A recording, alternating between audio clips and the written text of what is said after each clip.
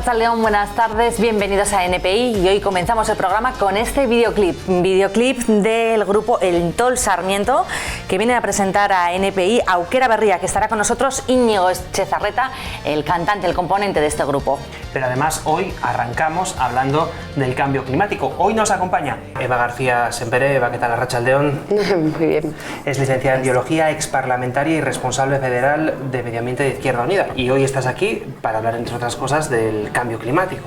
Sí, bueno, llevamos ya 3 días aquí hablando de cambio climático por Euskadi en distintos actos y presentando un libro que hemos sacado con distintas perspectivas. Luego hablaremos de ese libro, pero antes yo quería empezar esta entrevista con un dato que dabas en un diario digital, en Contrapoder. Decías que el 71% de las emisiones de CO2 a nivel global proceden de 100 grandes empresas, de las 100 mayores empresas que existen en el mundo a día de hoy.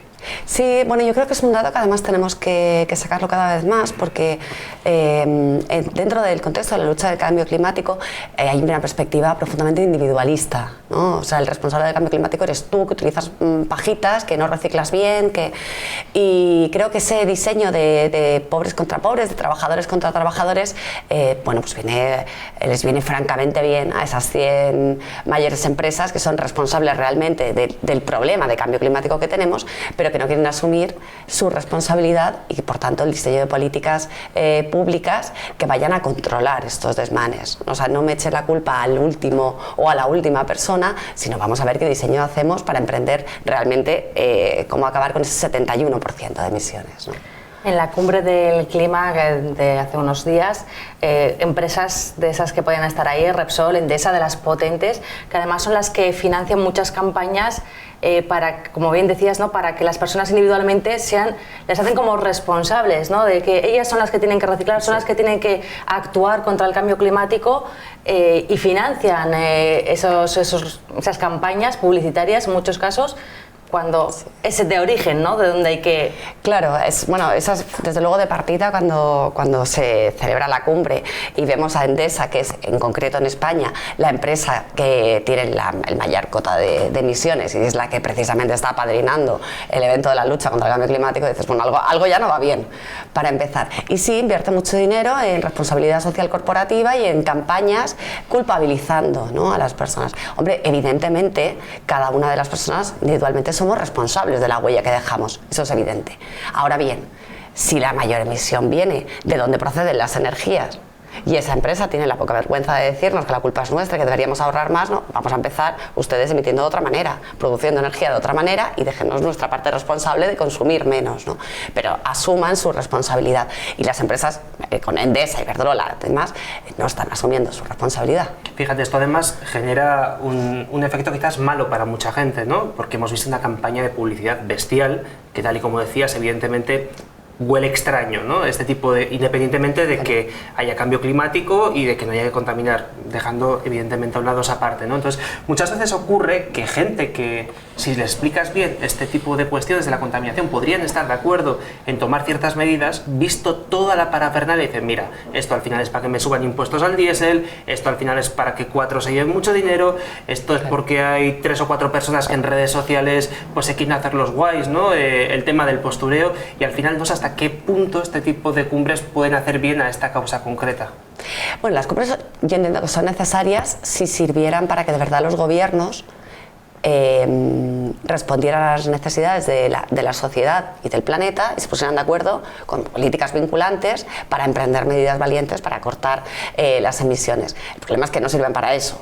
O sea, ojalá sirvieran, pero no están sirviendo para eso, porque al final están financiadas por las grandes empresas, que son las que están marcando el diseño de las políticas medioambientales y evidentemente no van en la dirección de disminuir emisiones, sino al contrario, cada vez aumentan más. Desde el protocolo de Kioto a hoy han aumentado las partes por millón de CO2. Deberíamos tener esas cumbres, pero deberían tener un perfil completamente diferente y sí que servir para... Vamos a ver, los gobiernos, las empresas y la sociedad, cada uno tiene su responsabilidad. No volquemos toda la responsabilidad en un punto y eliminemos a las demás, sino que en esas cumbres tendríamos que ver cuál es la parte del mercado, entendemos que es la mayoritaria porque son los que producen, por tanto la parte más importante de responsabilidad la tienen ellas. Los gobiernos, ¿cuál es la parte de responsabilidad? Meter en veredas a las empresas. Y la sociedad, ¿qué parte de responsabilidad tendrá? Tener una capacidad de decisión como ciudadano consciente de qué políticas quiere impulsar y qué responsabilidad individual tiene en sus viviendas. Pero no parece que sea el modelo de cumbres que tenemos ahora mismo, y efectivamente al final pueden llegar a ser incluso contraproducentes. Pues dices, bueno, vamos a ver, la culpa es mía porque tengo un coche que contamina mucho, que no me he podido cambiar hace 20 años y que no puedo dejarlo en casa porque resulta que el transporte público no es suficiente, no me garantiza que llegue a tiempo a mi trabajo, a lo mejor no puedo volver. Me estoy acordando de los autónomos, que han sido grandes perjudicados con el asunto del diésel. Me estoy acordando de ellos, gente, claro. No estamos hablando de un gran empresario, es una persona que es casi un trabajador, que está proletarizado, ¿no? Claro, sí, de hecho, mi posición es que deberíamos disminuir con muchísimo el consumo del coche privado. Pero eso no se puede hacer solo con una campaña culpabilizándote a ti porque tu coche privado emite mucho, sino la responsabilidad como administración pública será diseñar un transporte público suficiente que te permita que incluso siendo autónomo y teniéndote que mover mucho por la ciudad te puedas mover porque el transporte público es suficiente. Esa es la primera medida política. Como administración no va a ser culpabilizarte a ti concretamente, ni decir siquiera tenemos que eliminar los coches que contaminan mucho porque tienen diésel y cambiarlos a vehículos híbridos, a vehículos eléctricos, porque al final seguimos teniendo un impacto tremendo y seguimos consumiendo mucho más de lo que el planeta puede sostener. Transporte público. Y esa es la única manera que se podría solucionar. Transporte público suficiente para que, por ejemplo, los autónomos pudieran utilizarlo y formara parte de su trabajo. Hace un ratito ahora estamos comentando el tema de las infraestructuras también en medio de transporte, que es algo básico para, como bien decías, para poder quitar ese problema, ¿no?, de contaminación. Has mencionado hace un rato lo de las pajitas. A mí me ha llegado un poco porque me llegaron a echar la culpa por poner una foto que me había hecho un batido natural. Yo más feliz con mi batido natural, tenía una pajita. Se prohíbe, ¿no?, por así decirlo, ¿no?, las medidas que toman, o me da la sensación y que la gente comenta mucho. Una puede ser un tanto curioso, ¿no?, lo de las pajitas de plástico, vasos de plástico, las bolsas de plástico, que dices, ostras, ya las bolsas de plástico directamente las han quitado, las han prohibido, bueno, hay que pagar por ellas desde la nueva normativa que han impulsado, y después ahora me dan de papel. Dices, no tenemos plástico, pero estamos consumiendo papel. ¿Qué culpa ahora tienen los árboles, no? Es un poco que esas medidas que van poniendo, porque algunas pueden salir o son un tanto curiosas, los bastoncillos de los oídos en Francia, que han prohibido por el tema también del plástico. La gente, el ciudadano de a pie que se queda con ello, dice, las bolsas de plástico, si luego cuando yo voy al supermercado me ponen 2 manzanas en una bandeja, lo habrás escuchado 1000 veces, porque es verdad que muchas medidas, como decías, no se tiene que tomar, que nos culpabilizan a nosotros, no sé, esa acción que hay que reciclar, que hay que consumir poco plástico, que hay que estar a favor de cuidar el medio ambiente. Y lo que hacen los políticos de alguna manera son cosas que dices, es que ese no es el problema, no me modifiques esta norma, no me prohíbas esto que igual es una pequeñez, sino vete al origen y como bien decías, con el medio de transporte vamos a buscar la solución. Pero no, la solución no es quitar bolsas de plástico y poner bolsas de papel, ¿no? Habrá que buscar otra solución. No, yo por ejemplo sí estoy de acuerdo con las políticas de eliminación de los plásticos. Lo primero que habría que emprender, porque me parece que es la más llamativa, es el sobreenvasado. O sea, prohibir el sobreenvasado. Si voy a comprar 2 manzanas, no puedo tener una bandeja de poliéster luego envuelta en plástico y luego metida dentro de otra bolsa de plástico. Y en cuanto a las bolsas de plástico y demás material desechable, yo sí entiendo que tendríamos que prohibirlo, en general. Buscar alternativas y prohibirlo, pero no por una cuestión solo de contaminación, que también, sino porque además la disminución de los recursos que vamos a tener que emprender para garantizar que podemos mantener una vida digna en los próximos años va a implicar que todo ese material plástico desechable ya no va a poder seguir fabricándose. Llegamos al pico del petróleo en un par de décadas, ya va a empezar una disminución tremenda. Todo ese material barato con el que nos hemos criado, sobre todo nuestra generación, material barato, bolsas desechables, bastoncillos desechables, pajitas y demás, directamente no se va a poder sostener. O se tendría que mantener esa producción a costa de producción de otros bienes y servicios que sí son fundamentales.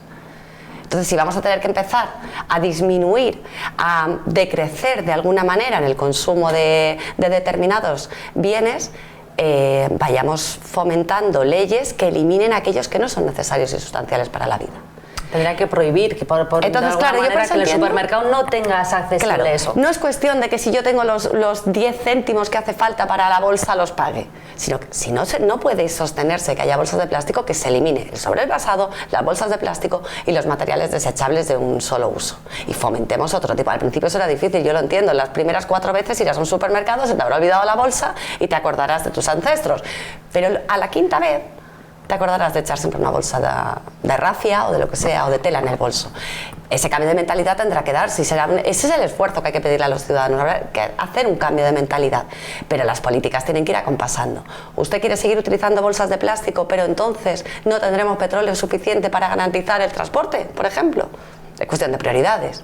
Y la prioridad básica será, desde luego, la accesibilidad, no va a ser los usos desechables, ¿no? Claro, todo esto implica un cambio en el sistema económico, en el sistema productivo. Evidentemente, claro, el sistema que tenemos desde la caída del muro hasta el día de hoy, que es un sistema puramente capitalista, es prácticamente insostenible. No, prácticamente. Y sí, prácticamente. Claro, si el sistema capitalista se basa en la generación permanente de beneficios, se basa de manera indisoluble en la utilización ilimitada de recursos. En un planeta finito, con unos límites biofísicos, con unos recursos finitos, es imposible mantener un crecimiento infinito. Por tanto, tendríamos que estar avanzando hacia otro sistema económico que se basara no en la generación de beneficios, sino en de beneficios económicos, sino en la generación de beneficios sociales y dentro del marco de los límites del planeta.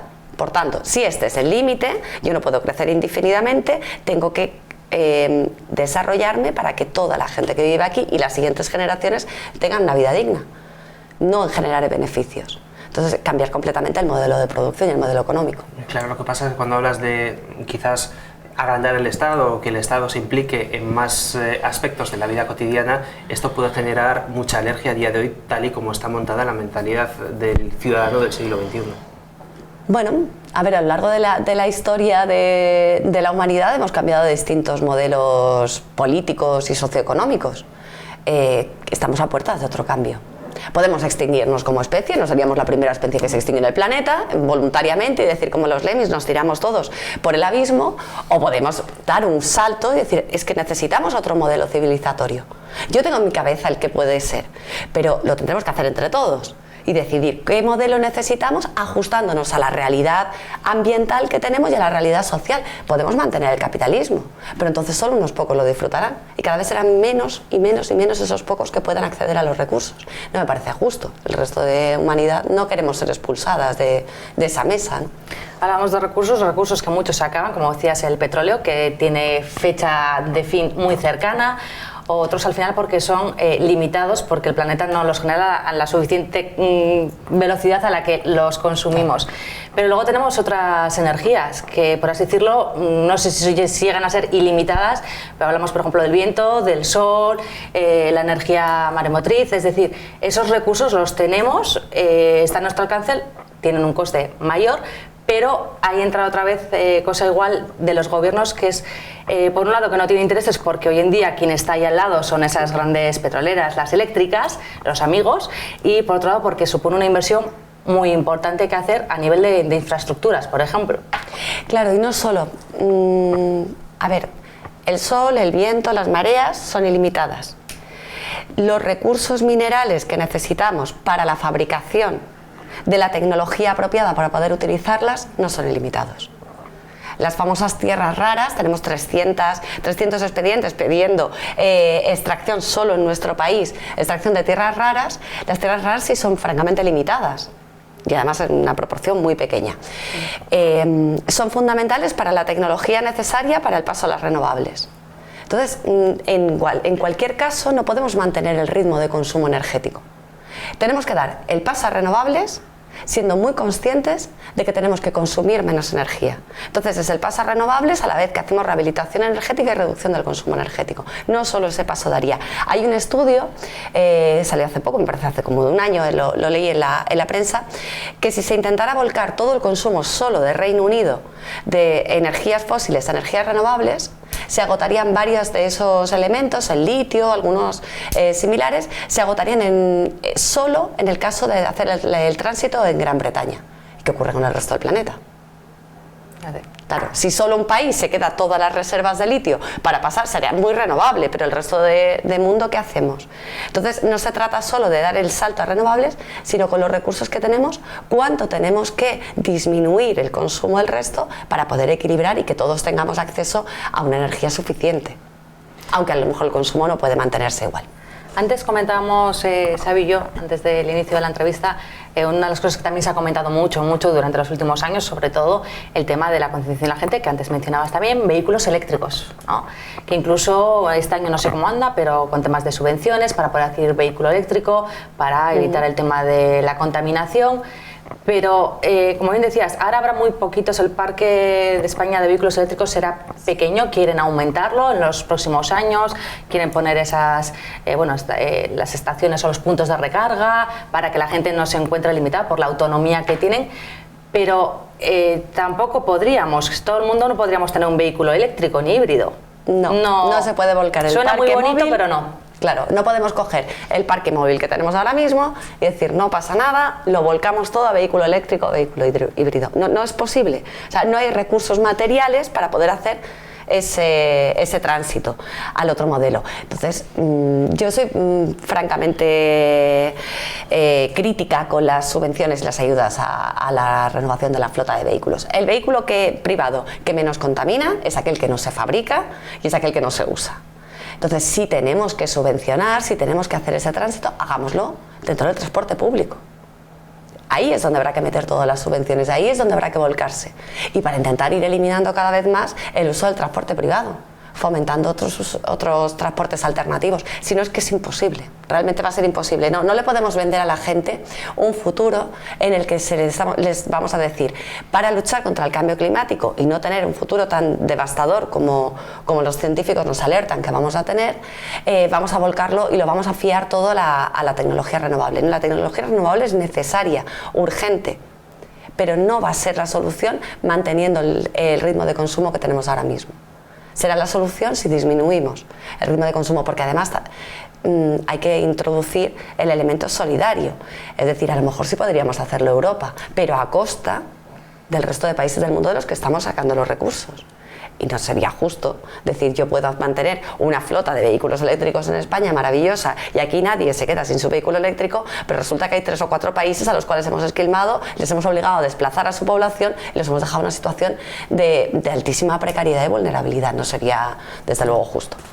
Pues para finalizar, Eva, este parece vamos a hablar de ese libro que presentasteis el pasado lunes en Donostia, Nuestra bandera. ¿Qué nos cuentas de esta edición? Bueno, Nuestra bandera es una publicación que desde Izquierda Unida y desde el Partido Comunista se tiene años y años, una publicación histórica, y en esta ocasión, y anticipando la cumbre del clima, porque preparábamos los contenidos en verano, son las distintas perspectivas que entendemos fundamentales para luchar contra el cambio climático.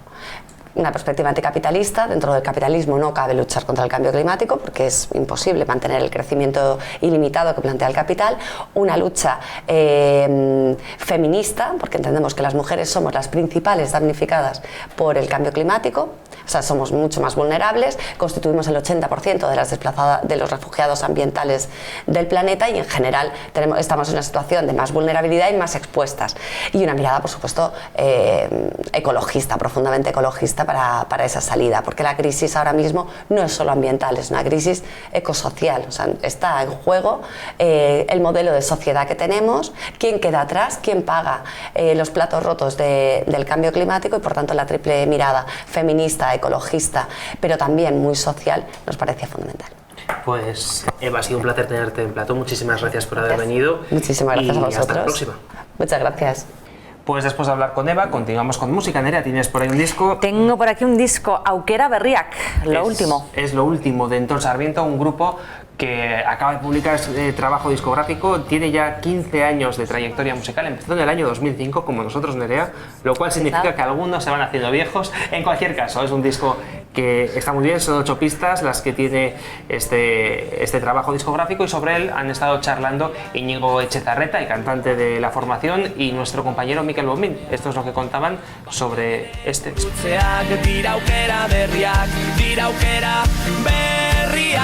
Aukera berriak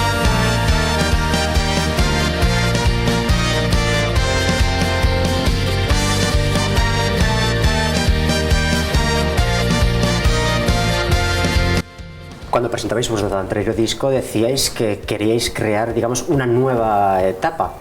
¿Con este disco lo habéis conseguido? Bueno, yo creo que sí. Yo creo que estas semanas que la gente ha tenido oportunidad de escuchar el disco, sí que hemos notado que, bueno, que ha sido diferente, ¿no? Es decir, yo creo que ha sido mejor. Bueno,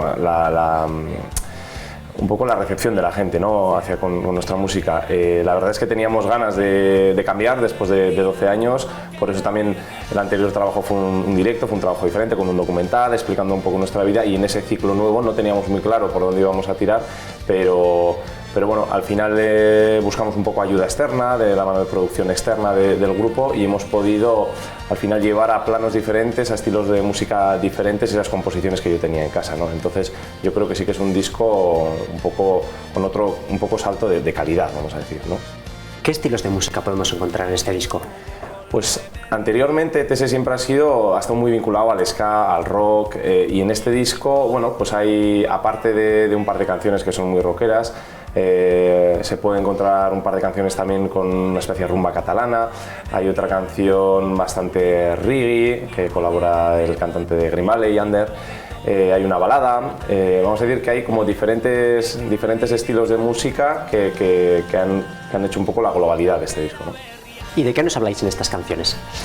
Pues bueno, el disco tiene un concepto general. Siempre nos gusta cuando sacamos los discos que tengan un significado, ¿no? Y al final ese significado tiene que ser real, que lo hayamos vivido nosotros antes, ¿no? Entonces Aukera Berria, que es un poco ese cambio que el grupo ha elegido, vamos a decir, ese camino nuevo, y yo también personalmente en la vida hace 2 años tomé un camino que era apostar por la música, ¿no? Entonces al final el concepto del disco es nunca es tarde para buscar nuevas oportunidades, para cambiar. Y se puede aplicar a mil, vamos a decir, sitios o a mil formas de llevar las cosas, ¿no? Entonces, partiendo de ese concepto general, que es nuevas oportunidades, sí que es verdad que el disco es bastante, no sé decir intimista, son bastante letras personales. Hablo de la intimidad que cada uno necesita o su tiempo que necesita cada uno para crecer. Hablo de la propia apariencia de la gente, vamos a decir, el plano que está cogiendo la apariencia en las redes sociales y en nuestra vida actual. Hay una canción de agradecimiento, vamos a decir, de agradecimiento a esa persona que tenemos al lado. Hay ciertas canciones de crítica social, un poquitín. O sea, hay un poco diferentes estilos, pero al final todo nos gusta unificarlo en esas nuevas oportunidades, ¿no? En ese cambio que siempre es posible, ¿no? Si no te gusta lo que estás haciendo. ¿Y cómo han sido estos 2 años trabajando con el productor Pello Repara? Pues ha sido un cambio bastante importante respecto a lo que veníamos haciendo, porque antes era llevar las canciones, vamos a decir, guitarra y voz al local y ahí discutirlo con los componentes, ir a casa, volver a cambiar cosas.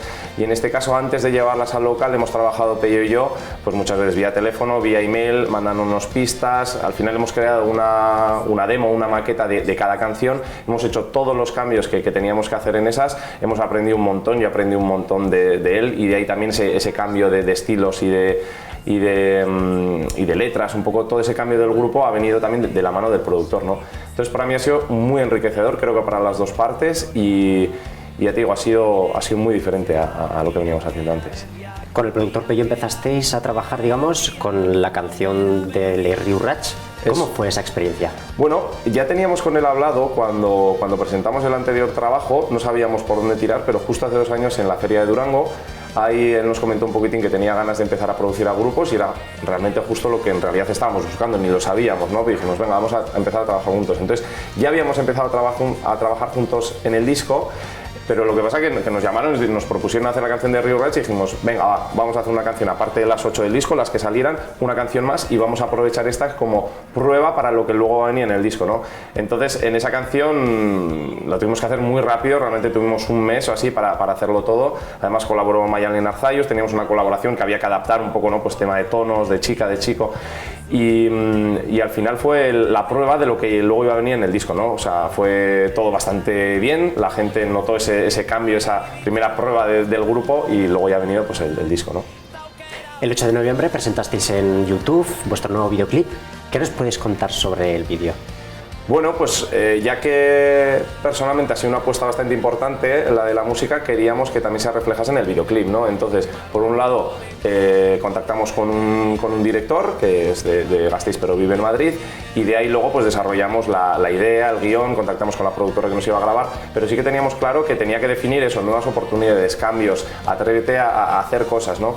Entonces definimos un guión y la verdad es que ha sido un videoclip que ha sido bastante más costoso que lo que veníamos haciendo antes, ¿no? En implicaciones, a nivel técnico, en condiciones, en todo, ha sido bastante. Había mucha gente que ha estado grabando, por primera vez teníamos iluminadores, teníamos estilistas, teníamos de todo, y ha sido una implicación grande que normalmente cuando lo acabas de grabar pues dices, hasta aquí, ¿no? Pero yo creo que ha servido para que la gente, pues eso, identifique un poco el camino, ¿no? que queremos llevar. Además, la gente que quiere escuchar vuestro disco lo puede hacer a través de vuestras redes sociales. Eso es. Además, antes de presentarlo físicamente en Durango, como teníamos el concierto de presentación allí, decidimos sacarlas un par de semanas antes todas las canciones, pues para que la gente se fuera aprendiendo, para que fuera entrando en lo que es el disco, ¿no? Y la verdad es que ha sido un éxito para nosotros, un éxito a mí a nivel personal y creo que de grupo importante, ¿no? Porque la sala se llenó, se agotaron las entradas y la gente... Bueno, nos quedamos todos sorprendidos que se sabían las letras mejor que yo, las que habíamos sacado hace 15 días, ¿no? Entonces, yo creo que las redes sociales son importantes a día de hoy y nosotros intentamos trabajar, ¿no? Con este nuevo disco volvéis a los escenarios. ¿Os vamos a poder ver pronto por Guipúzcoa? Sí. El disco lo vamos a presentar primero en salas en marzo, luego en verano no sabemos todavía el planteamiento de verano, pero le estamos dando importancia a las salas, ¿no? Sí que tenemos de momento cerradas las 4 capitales, o sea, bueno, y Bayona no la hemos capital, las 4 capitales de Goalde, está Donosti, Gasteiz, Bilbo e Iruña, y en Donosti, si no me confundo, es el 4 de abril. Creo que es Inchaurrondo, o sea que aquí estaremos. Y ya para acabar, hace muchos años que os juntasteis, cuando miráis hacia atrás, ¿qué es lo que pensáis ahora? Pues una vez dijo un compañero que hasta que esto no se acabe no vamos a ser conscientes, ¿no? Porque realmente nosotros no somos músicos profesionales como tal y bueno, sí que es verdad que he hecho una apuesta en mi vida por la música, pero yo creo que no somos conscientes en el nivel que estamos, ¿no? Nosotros estamos intentando disfrutar lo que podemos y estamos intentando hacerlo lo mejor que podemos, ¿no? El grupo tiene unos límites también, porque no nos dedicamos, no estamos a esto todos los días, pero dentro de lo que cabe estamos intentando hacerlo lo más profesional posible y yo creo, bueno, que la gente lo está agradeciendo, ¿no? Y nosotros hasta que no pase un tiempo yo creo que no seremos conscientes de dónde estamos ahora, ¿no? Es que ricasco de nada. Bai, zuei. Taukera berria.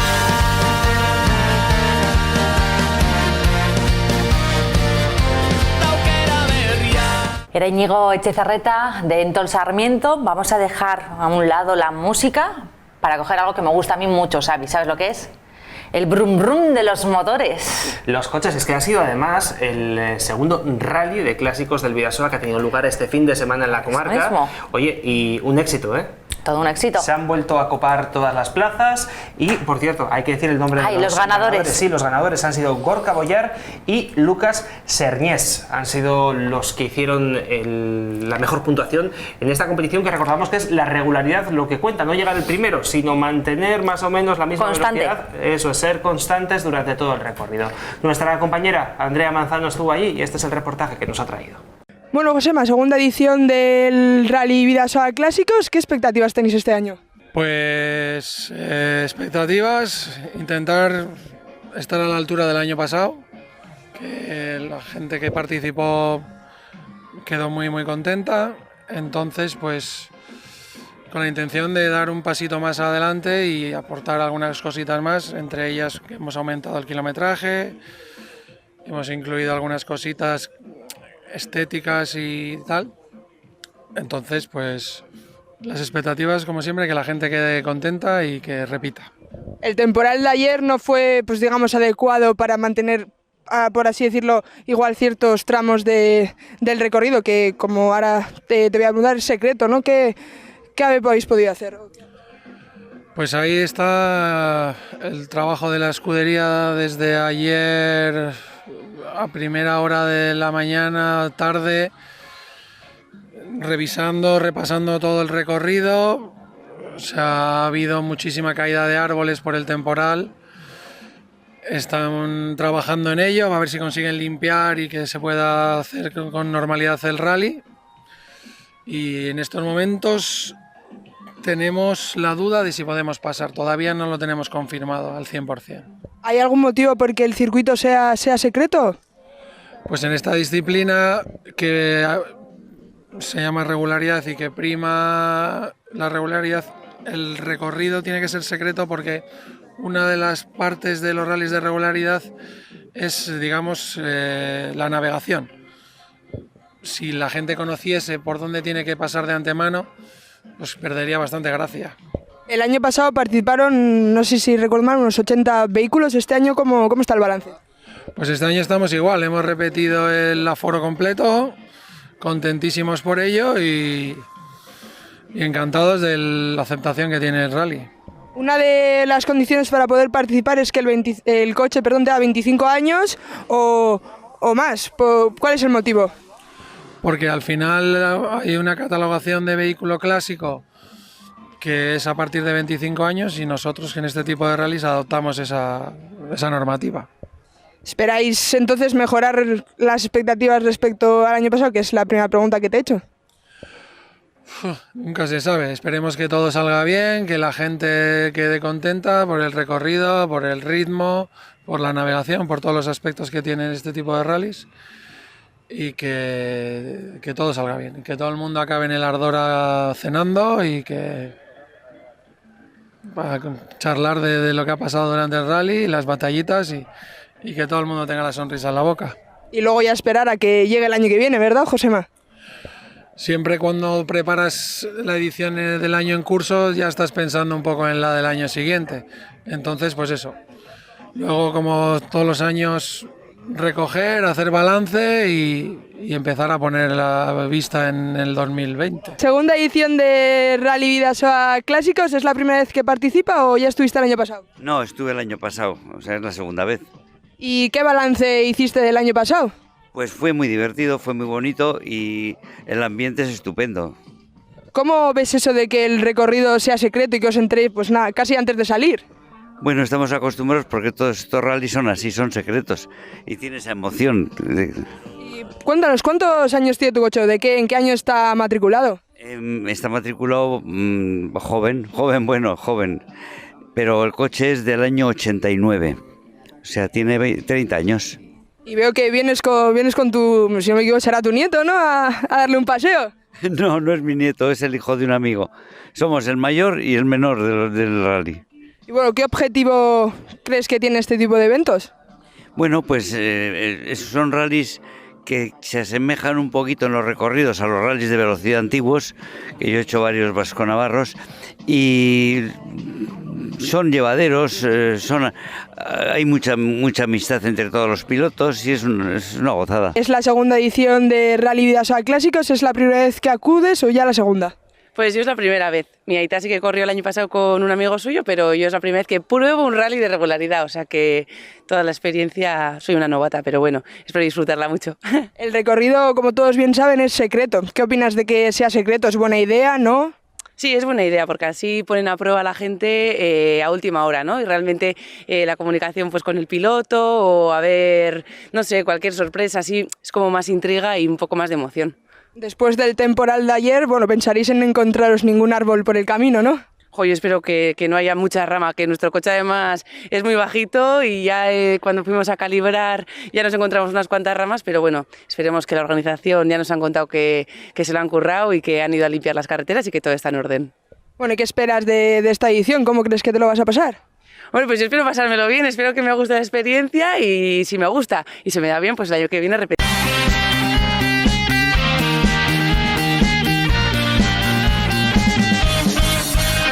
Pues ahí estaba, el brum brum de los motores, Nerea. Ah, sí, es que me encantan los coches, las motos, ya sabes que tienes que venir a la próxima Anchoverfest. Es que me ha venido a la mente, solamente con oír el rugir de los motores, ¡bum!, me he trasladado ahí. Mira, pues en Anchoverfest tomar una cerveza, pero hoy me apetece un gin tonic. Me la apunto. Venga, gin tonic.